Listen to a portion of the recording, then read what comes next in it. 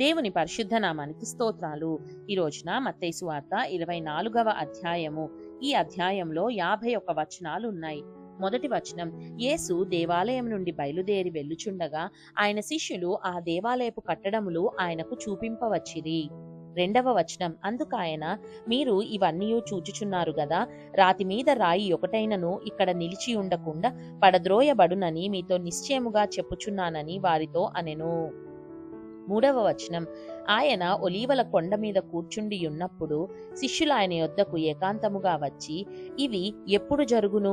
నీ రాకడకును ఈ యుగ సమాప్తికిని సూచనలేవి మాతో చెప్పుమనగా. నాలుగవ వచనం, యేసు వారితో ఇట్లనెను, ఎవడును మిమ్మును మోసపరచకుండా చూచుకొనుడి. ఐదవ వచనం, అనేకులు నా పేరట వచ్చి నేనే క్రీస్తునని చెప్పి పలువురిని మోసపరిచెదరు. ఆరవ వచనం, మరియు మీరు యుద్ధములను గూర్చియు యుద్ధ సమాచారములను గూర్చియు వినబోదురు. మీరు కలవరపడకుండా చూచుకొనుడి. ఇవి జరగవలసి ఉన్నవి గాని అంతము వెంటనే రాదు. ఏడవ వచనం, జనము మీదికి జనమును రాజ్యము మీదికి రాజ్యమును లేచును. ఎనిమిదవ వచనం, అక్కడక్కడ కరువులను భూకంపములను కలుగును. ఇవన్నీ వేదనలకు ప్రారంభము. తొమ్మిదవ వచనం, అప్పుడు జనులు మిమ్మును శ్రమల పాలు చేసి చంపెదరు. మీరు నా నామము నిమిత్తము సకల జనముల చేత ద్వేషింపబడుదురు. పదవ వచనం, అనేకులు అభ్యంతరపడి ఒకరినొకడు అప్పగించి ఒకరినొకడు ద్వేషింతురు. 11వ వచనం, అనేకులైన అబద్ధ ప్రవక్తలు వచ్చి పలువురిని మోసపరిచెదరు. 12వ వచనం, అక్రమము విస్తరించుట చేత అనేకుల ప్రేమ చల్లారును. 13వ వచనం, అంతము వరకు సహించిన వాడెవడో వాడే రక్షింపబడును. 14వ వచనం, మరియు ఈ రాజ్య సువార్త సకల జనములకు సాక్షార్థమై లోకమంతటను ప్రకటింపబడును. అటు తర్వాత అంతము వచ్చును. 15వ వచనం, కాబట్టి ప్రవక్త అయిన దానియేలు ద్వారా చెప్పబడిన నాశనకరమైన హేయ వస్తువు పరిశుద్ధ స్థలమందు నిలుచుట మీరు చూడగానే చదువువాడు గ్రహించుగాక. 16వ వచనం, యూదయలో ఉండువారు కొండలకు పారిపోవలెను. 17వ వచనం, మిద్దె మీద ఉండువాడు తన ఇంటిలో నుండి ఏదైనను తీసుకొని పోవుటకు దిగకూడదు. 18వ వచనం, పొలములో ఉండువాడు తన బట్టలు తీసుకొని పోవుటకు ఇంటికి రాకూడదు. 19వ వచనం, అయ్యో ఆ దినములలో గర్భిణులకును పాలిచ్చు వారికిని శ్రమ. 20వ వచనం, అప్పుడు మహాశ్రమ కలుగును గనుక మీరు పారిపోవుట చలికాలమందైనను విశ్రాంతి దినమందైనను సంభవింపకుండవలెనని ప్రార్థించుడి. 21వ వచనం, లోకారంభము నుండి ఇప్పటి వరకును అట్టి శ్రమ కలుగలేదు, ఇక ఎప్పుడునూ కలుగబోదు. 22వ వచనం, ఆ దినములు తక్కువ చేయబడకపోయిన ఎడల ఏ శరీరియు తప్పించుకొనడు. ఏర్పరచబడిన వారి నిమిత్తము ఆ దినములు తక్కువ చేయబడును.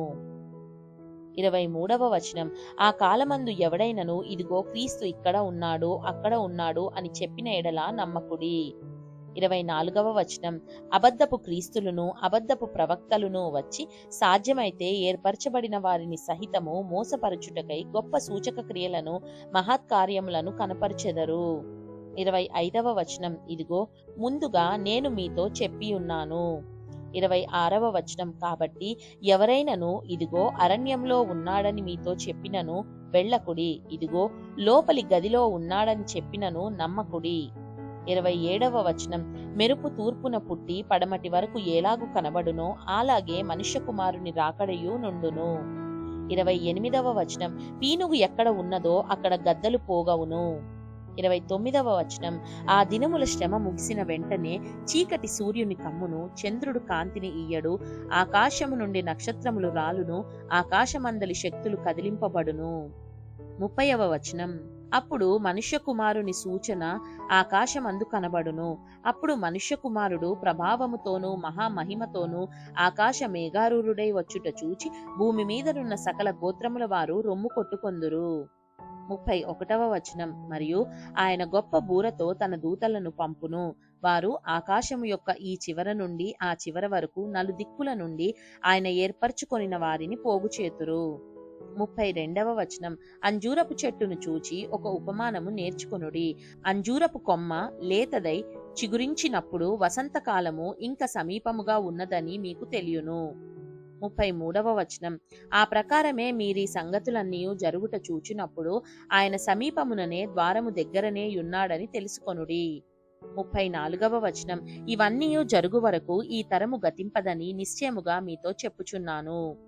35వ వచనం, ఆకాశమును భూమియు గతించును గాని నా మాటలు ఏమాత్రమును గతింపవు. 36వ వచనం, అయితే ఆ దినమును గూర్చియు ఆ గడియను గూర్చియు తండ్రి మాత్రమే ఎరుగును గాని ఏ మనుష్యుడైనను పరలోకమందలి దూతలైనను కుమారుడైనను ఎరుగరు. 37వ వచనం, నోవహు దినములు ఎలాగుండునో మనుష్య కుమారుని రాకడియును అలాగే ఉండును. 38వ వచనం, జల ప్రళయమునకు ముందటి దినములలో నోవహు ఓడలోనికి వెళ్లిన దినము వరకు వారు తినుచు త్రాగుచు పెండ్లి చేసుకొనుచు పెండ్లికిచ్చుచూ నుండి. 39వ వచనం, జల ప్రళయము వచ్చి అందరినీ కొట్టుకొని పోవు వరకు ఎరుగకపోయిరి, అలాగుననే మనుష్య కుమారుని రాకడ ఉండును. 40వ వచనం, ఆ కాలమున ఇద్దరు పొలములో ఉందురు, ఒకడు తీసుకొని పోబడును, ఒకడు విడిచిపెట్టబడును.